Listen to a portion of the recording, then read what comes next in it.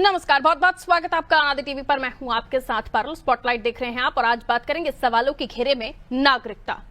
Allahabad high court की लखनऊ पीठ ने कांग्रेस सांसद राहुल गांधी की दोहरी नागरिकता के मुद्दे पर केंद्रीय मंत्रालय से 10 दिन में जानकारी देने को कहा है। राहुल गांधी के पास ब्रिटेन की भी नागरिकता होने का आरोप है।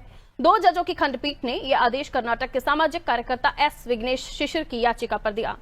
इसमें राहुल गांधी की कथित ब्रिटिश नागरिकता मामले की सीबीआई जांच की मांग भी की गई थी। इससे पहले कोर्ट ने केंद्र सरकार को राहुल गांधी की नागरिकता मामले में कार्रवाई का ब्यौरा पेश करने का समय दिया था। केंद्र की ओर से जानकारी पेश नहीं हो सकी। केंद्र के अधिवक्ता ने इसके लिए और समय देने का आग्रह किया है। इस पर कोर्ट ने उन्हें जानकारी पेश करने को 10 दिन का समय और दिया है। आपको भी बता दें, ये याचिका इस दावे के आधार पर दाखिल हुई थी कि राहुल गांधी भारत के बजाय ब्रिटेन के नागरिक हैं।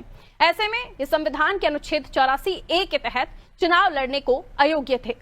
कोर्ट ने बीते जुलाई में राहुल गांधी के सांसद के रूप में चुनाव को चुनौती देने वाली जनहित याचिका को याचिकाकर्ता द्वारा वापस लेने पर खारिज कर दिया था। साथ ही कोर्ट ने याचिका को नागरिकता कानून 1955 के प्रावधानों के तहत समुचित प्राधिकारी को अप्रोच करने के लिए छूट भी दी थी। इस मामले में याचिकाकर्ता ने पुनः हाईकोर्ट में याचिका दाखिल कर कहा कि उसने राहुल गांधी के नागरिकता मामले में केंद्रीय गृह मंत्रालय के सक्षम पदाधिकारी को प्रत्यावेदन दिए थे। इस पर कोर्ट ने केंद्र सरकार से पूछा कि याचिकाकर्ता के प्रत्यावेदन पर केंद्र ने क्या कार्रवाई की है। ये पहला मौका नहीं है जब राहुल गांधी की नागरिकता पर सवाल उठाए गए हों। इससे पहले एक और याचिका भाजपा नेता सुब्रमण्यम स्वामी ने दिल्ली हाईकोर्ट में दायर की थी, जिसमें राहुल गांधी की नागरिकता को रद्द करने की मांग की गई थी। सुब्रमण्यम स्वामी राहुल गांधी पर आरोप लगाते रहे कि उन्होंने ब्रिटिश अधिकारियों को सौंपे गए दस्तावेजों में खुद को ब्रिटिश नागरिक घोषित किया है। और अब तो यूपी सरकार के मंत्री दिनेश प्रताप सिंह ने राहुल गांधी के अमेरिका दौरे के दौरान दिए गए बयान का हवाला देते हुए ये तक कह डाला है कि संदेह होता है राहुल इस देश के नागरिक हैं या नहीं, क्योंकि देश का सच्चा नागरिक विदेश में अपने देश का सम्मान बढ़ाता है, देश का अपमान नहीं करता। आखिर राहुल गांधी की नागरिकता का मुद्दा बार बार क्यों उठता है और कांग्रेस के नेता सामने आकर दस्तावेजों के साथ राहुल गांधी के मामले में सफाई क्यों नहीं देते? आज की चर्चा इसी मुद्दे पर होगी, लेकिन इससे पहले कुछ प्रतिक्रियाएं हैं वो आपको सुनवा देते हैं। माननीय उच्च न्यायालय में जो वादी गए हैं और माननीय उच्च न्यायालय की मंशा मुझे जरूर उचित प्रतीत होती है। भारत का कोई भी नागरिक देश के बाहर जाकर के भारत को लज्जित कराए, ऐसा कोई भारत का नागरिक तो नहीं हो सकता है। कोई विदेशी नागरिक ही ऐसा हो सकता है जो ये जाकर के कहे कि साहब भारत अच्छा नहीं है, हिंदुस्तान अच्छा नहीं है। ऐसा जो कह सकता है वो उसके रंगों में भारत का खून नहीं हो सकता। दरअसल भारतीय जनता पार्टी के पास लोकसभा में नेता प्रतिपक्ष श्री राहुल गांधी जी के सवालों का जवाब नहीं, और वो सवाल इस देश के युवाओं से जुड़े हैं, बेरोजगारी से, इस देश में जो दलितों, अल्पसंख्यकों और महिलाओं पर अत्याचार हो रहा है उनसे जुड़े हुए हैं। इस पर भाजपा के पास जवाब नहीं, क्योंकि वो काम सिर्फ और सिर्फ भारतीय जनता पार्टी उद्योगपति मित्रों के लिए कर रही है। देश में बेरोजगारी, महंगाई चरम पर है, दलितों, महिलाओं को निशाना बनाया जा रहा है, सरकार अपराधियों का संरक्षण कर रही है। इसीलिए वो उलूल जुलूल मुद्दे उठाकर जनता को गुमराह करना चाहते हैं। आप कितने भी सवाल करिए, नागरिकता क्या है ये पूरा देश जानता है। नागरिकता कहाँ की है देश जानता है इस बात को, ठीक है, लेकिन जनता के मुद्दों पर जवाब बीजेपी को देना होगा। तो कांग्रेस कह रही है जनता के मुद्दों पर बीजेपी को जवाब देना होगा। वहीं कोर्ट की तरफ से 10 दिन का समय दिया गया है, जिसमें राहुल गांधी की नागरिकता को स्पष्ट करने की बात कही गई है। लेकिन मामला अभी का नहीं है। 2019 में भी इस मामले को हमने उठते देखा था, इस पर भी कार्रवाई की बात कही जा रही थी, लेकिन अब फिर से इस मामले को उठता हुआ देख रहे हैं और इस पर यह भी टिप्पणी आ रही है, क्योंकि हाल ही में राहुल गांधी ने अमेरिका के बोस्टन में जो टिप्पणी दी थी चुनाव आयोग को लेकर, उसके बाद से जो दिनेश प्रताप जी को आप सुन रहे थे, उन्होंने साफ तौर पर कहा कि देश का नागरिक दूसरे देश में जाकर देश के बारे में इस तरह से बातें नहीं कर सकता। आइए मिलते हैं मेहमानों से, उसके बाद हम चर्चा की शुरुआत करेंगे उन्हीं के साथ। शिव सिंह भारती जी जुड़ रहे हैं भारतीय जनता पार्टी से, बहुत स्वागत सर। शान खान जी जुड़ रहे हैं हमारे साथ कांग्रेस से, बहुत स्वागत सर। और साथ ही हमारे साथ आलोक त्रिपाठी जी जुड़े हुए वरिष्ठ पत्रकार हैं, आप बहुत स्वागत करती हूँ। सबसे पहले शिव सिंह भारती जी, आप ही के पास आती हूँ। जैसे कि मैंने जिक्र किया है 2019 में भी ये मामला उठा था और अब भी दोबारा कोर्ट की तरफ से 10 दिन का समय दिया गया है कि नागरिकता स्पष्ट करें। आखिर अगर इस बात में कोई संदेह है, क्योंकि सुब्रमण्यम स्वामी ने भी पहले इस मामले में याचिका दायर की थी, अगर इस मामले में किसी भी तरह की सत्यता है तो दस्तावेजों को लेकर क्यों नहीं कोर्ट जाते, या क्यों नहीं जवाब दिया जाता कि इस मामले में कोई सत्यता है भी या नहीं, या फिर यूं ही ये 2019 में भी इलेक्शन के समय मुद्दा उठा और अब दोबारा? सर नहीं, उस समय भी राहुल गांधी से जवाब मांगा गया था, उस समय भी राहुल गांधी जी की तरफ से कोई जवाब नहीं आया। उस समय भी अगर बोला तो प्रियंका गांधी जी ने बोला, जबकि वो वहां पर यूके की एक रजिस्टर्ड कंपनी बैकऑप्स है, उसमें वह सचिव पद पर रहे। उसमें मेंशन उन्होंने किया कि वो ब्रिटिश नागरिक हैं, उन्होंने नागरिकता को दर्शाया। तो जब उनसे जवाब मांगा गया तो उनको जवाब देना चाहिए था, उन्होंने नहीं दिया। प्रियंका गांधी ने बोला, और उस पर भी सवाल ये उठाते हैं कि बार बार ये कहेंगे नहीं वो तो भारत के नागरिक है, भारत के नागरिक है। और संदेह तो इस बात पे भी स्पष्ट हो जाता है कि जब वो कहीं विदेश की यात्रा पर जाते हैं तो विदेश की यात्रा पर हमेशा वो यही कहते हैं, यहाँ के लोकतंत्र जो कि पूरे विश्व में एक अच्छा लोकतंत्र भारत को माना गया है, जिसकी मिसाल पूरे विश्व में दी जाती है, उस पर तो चिन्ह लगा देते हैं। चुनाव आयोग पर तो चिन्ह लगा देते हैं। अब विदेश की धरती पर बैठ के चुनाव आयोग के बारे में अगर कहेंगे, चुनाव की प्रक्रिया जिस तरह से संपन्न होती है और उस प्रक्रिया को ही धता बता देंगे, तो किस प्रकार से ये देश के नागरिक, कोई देश का नागरिक तो नहीं कर सकता, वो भी नेता प्रतिपक्ष है। और नेता प्रतिपक्ष अगर कहीं कुछ बोलेंगे तो वह तो बात बहुत आगे तक जाएगी। और विदेश की धरती पर बोल रहे हैं, मीडिया वहां पर उसको मेंशन कर रही है। तो इस तरह से तो भारत के का सर जो है झुकाने जैसा काम कर रहे हैं राहुल गांधी, उनको शर्म आनी चाहिए। और जहां तक नागरिकता की बात है, तो नागरिकता भी स्पष्ट करें। अगर बार बार ये प्रश्न उठ रहा है तो दिखा बताए ना कि वह उस कंपनी में रजिस्टर्ड थे, सचिव पद पर थे, निदेशक पद रहते हुए वो ब्रिटिश नागरिक, उन्होंने अपने आप को दर्शाया था कि नहीं दर्शाया था।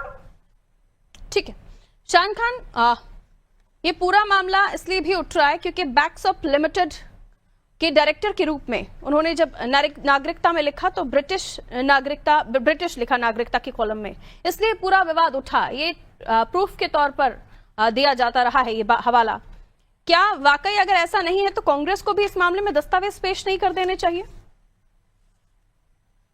देखिए पारुल जी, राहुल जी की नागरिकता पर प्रश्न उठाना बहुत ही तुच्छ प्रश्न है।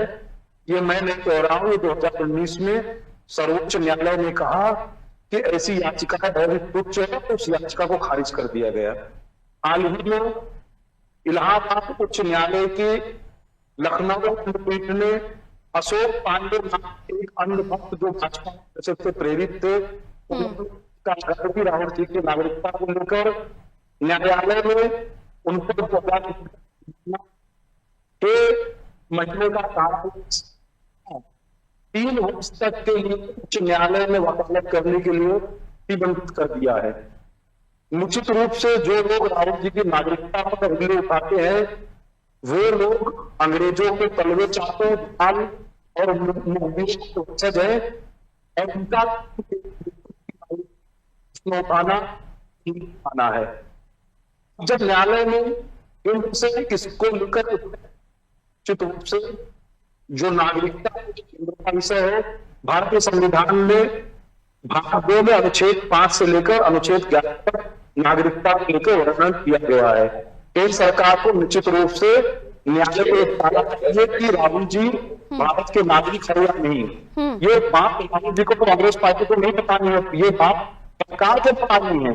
यदि राहुल जी या कांग्रेस पार्टी कुछ कहेगी तो वो अधिकृत नहीं माना जाएगा, क्योंकि सरकार क्या कहती है वो अधिकृत माना जाएगा।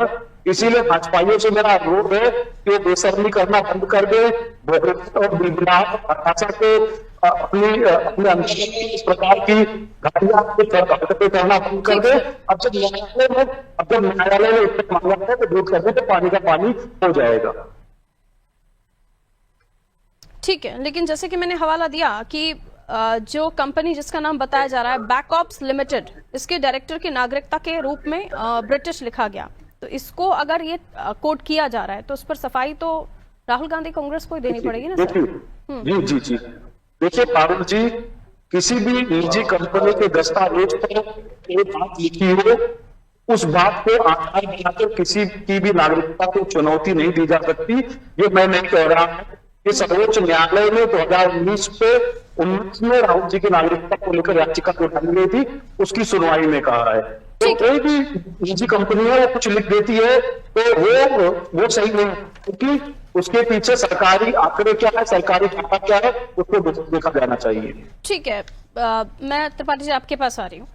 कई सारे ऐसे नाम हैं जिन्होंने दूर देश में जाकर, अलग अलग देशों में जाकर देश के बारे में अपनी प्रतिक्रिया दी है, लेकिन वहां पर भी आकर सरकार की आलोचना बनाम देश का अपमान, ये किसने किया, ये मैं दर्शकों के विवेक पर छोड़ती हूँ।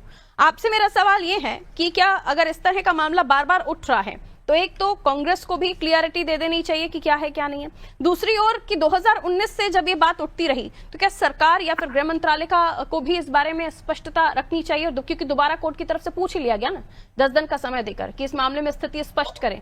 आप क्यों जो वोटर है या जनता है उसके जहन में ये चीजें डाली जा रही हैं या इस तरह का विवाद उठ रहा है, तो वो अपने माइंड में सस्पेंस रखे या फिर कंफ्यूजन रखे। आप क्या देखते हैं, ये मामला उठ रहा है और दिनेश प्रताप जी तो कह रहे हैं कि दूसरे देश में जाकर ये सब बोल रहे हैं, इससे भी प्रतीत होता है कि इस देश के नागरिक हैं भी या नहीं। सर जी पारुल जी, देखिए पहली 2 सवाल हो गए, एक तो नागरिकता, दूसरा जो दूसरे देश में जाकर के बयानबाजी करना। जी सर। तो दूसरे देश में जाकर के आप बुराई कर रहे हैं या यहाँ की कमियों के बारे में बता रहे हैं, उसको उजागर कर रहे हैं, वो एक अलग मामला हो गया। नागरिकता मामला एक अलग हो गया। और मुझे लगता है कि नागरिकता वाला जो मामला है ये बड़ा संवेदनशील मामला है, और 2019 से मामला चल रहा है, 25 आ गया, और सरकार को मुझे लगता है कि इस मामले में, और खासकर चूंकि वो तो विपक्ष के नेता है, तो सरकार को थोड़ा सा इस पे तत्परता दिखानी चाहिए थी। और सरकार के पास विदेश मंत्रालय भी है और विदेश जो वहां हमारे उच्चायुक्त बैठते हैं, अगर सरकार चाहती तो मुझे लगता है कि कब का उनके बारे में स्थिति स्पष्ट हो चुकी होती कि वो नागरिक है कि नहीं। क्योंकि अगर वो नागरिक हैं तो यहाँ चुनाव कैसे लड़ते हैं, वो यहाँ के सदस्य कैसे हैं, और सरकार को तो इसमें और तत्परता दिखानी चाहिए थी उनकी सदस्यता रद्द कराने के लिए। लेकिन इतने साल बाद भी कोई चीजें नहीं हुई। मुझे लगता है कि कुछ राजनीतिक लाभ के लिए, कुछ चर्चा में बने रहने के लिए भी इस तरह की चीजें होती हैं। क्योंकि अगर ऐसा नहीं होता तो अब तक इतने वर्षों में 5-6 साल हो गया, 7 साल हो रहा है 2019 से लेकर के, अभी तक इस पे सरकार ने क्यों नहीं लिया एक्शन। सरकार आपकी है और आपको एक्शन लेना चाहिए था कि अगर वो विदेशी नागरिक है, उन्होंने वहां की सदस्यता ली है, तो आपने अभी तक एक्शन क्यों नहीं लिया। आप वहां से सरकार आप वहां से पत्राचार कर सकते हैं, वहां के विदेश मंत्रालय से पूछ सकते हैं। तो मुझे लगता है कि बहुत अच्छा आसान माध्यम है। लेकिन सरकार ने भी पिछले 7 सालों में ढील दे रखी थी। कोर्ट अब सख्त हो रहा है तो मुझे लग रहा है चीजें आ रही हैं। कांग्रेस ने भी अपना पक्ष नहीं रखा, 10 दिन का मौका दिया गया। तो ये मुझे लगता है कि कहीं ना कहीं राजनीतिक नफे नुकसान का खेल चल रहा है। और इस मामले में अगर सरकार या कांग्रेस दोनों ही संजीदा होती तो अब तक इस मामले का पटाक्षेप हो चुका होता। बिल्कुल। शिव सिंह भारती जी, क्या वाकई इसे लटकाया भटकाया अटकाया जा रहा है, क्योंकि लगातार 2019 से ये मामला उठता रहा है, और अगर ऐसा किसी भी तरह का कोई संदेह है तो वो अब तक चुनाव कैसे लड़ते आ रहे हैं। दूसरी बात, अगर इस तरह का कोई मामला है क्योंकि नेता प्रतिपक्ष, और दूसरी बात ये भी कहा जा रहा है कि इस पर तत्परता दिखाने की आवश्यकता है जो नहीं दिख रही। क्या वाकई इस पर कोई मामला क्रिएट करने की कोशिश की जा रही है, जैसे विपक्ष के आरोप है कि राजनीतिक प्रतिशोध की वजह से ये सब कुछ अटकाया भटकाया लटकाया जा रहा है। सर निश्चित तौर पर, जैसे मैंने पहले वक्तव्य में कहा कि उनसे गृह मंत्रालय ने उनको नोटिस बाकायदा जारी किया था और उनसे जवाब भी मांगा था। उन्होंने उस पर कोई प्रतिक्रिया नहीं दी। उन्होंने प्रतिक्रिया दी तो अपने प्रवक्ताओं के द्वारा, अपने नेताओं के द्वारा, और उसको उन्होंने राजनीतिकरण करने का काम किया। जबकि अगर ऐसी कोई स्थिति है, उनसे पूछा जाए कि वो उस कंपनी में निदेशक थे कि नहीं थे, भले प्राइवेट कंपनी थी, निदेशक थे कि नहीं थे। दूसरी बात, उन्होंने उसमें ब्रिटिश नागरिकता को कॉलम में ब्रिटिश लिखा था कि नहीं लिखा था। तो अगर इस तरह की चीजें उन्होंने की थी तो उनको भी जवाब देना चाहिए। लेकिन राजनीतिकरण कौन कर रहा है? राजनीतिकरण तो कांग्रेस कर रही है और अपने नेता के द्वारा करा रही है। उसको लग रहा है कि हम इसको राजनीतिक टूल देंगे तो उससे मामला और बढ़ेगा और उनको फेम मिलेगा, क्योंकि वो हर कृत्य में उसको राजनीतिकरण उसका करना चाहते हैं। बात दूसरी ये है कि आप कहीं विदेश की धरती पर जाते हैं तो आप पूरे देश को रिप्रेजेंट करने जा रहे हो।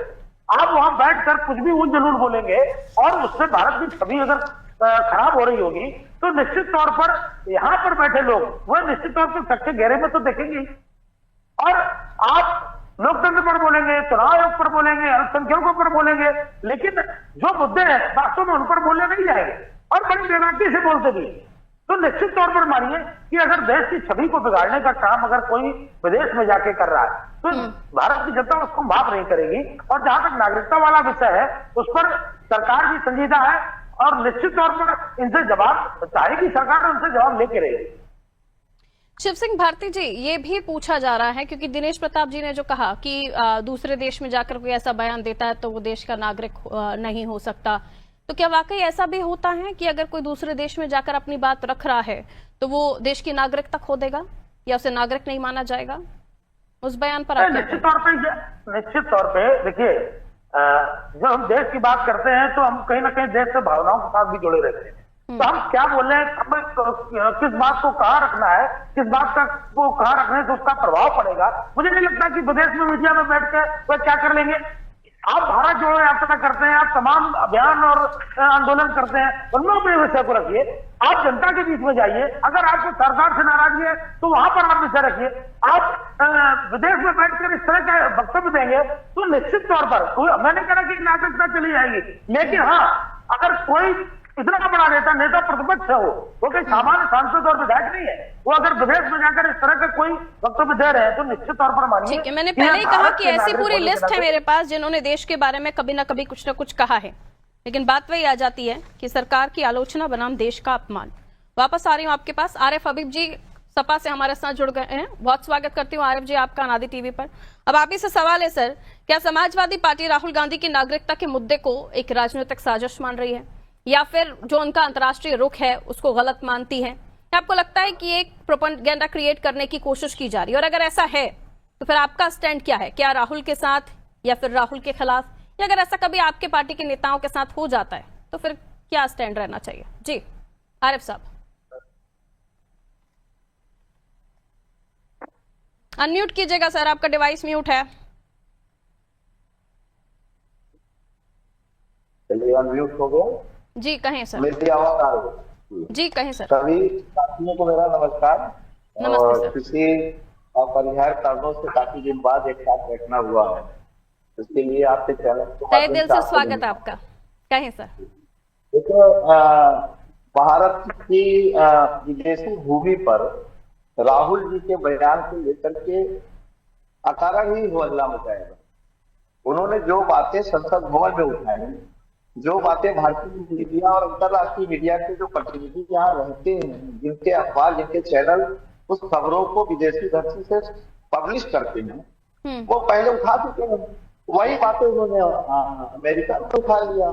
इसमें कोई अपमान की बात नहीं है, बल्कि भारत के लोकतंत्र को मजबूत करने के लिए यह सवाल उठाया गया कि अगर भारत की विपक्ष की पार्टियां आपके चुनाव आयोग के कार्यप्रणाली से संतुष्ट नहीं है, सत्ता की कार्यप्रणाली से संतुष्ट नहीं है, तो ये जिम्मेदारी बनती है सत्ता में बैठे हुए लोगों की कि वो विपक्ष की पार्टियों को संतुष्ट करें।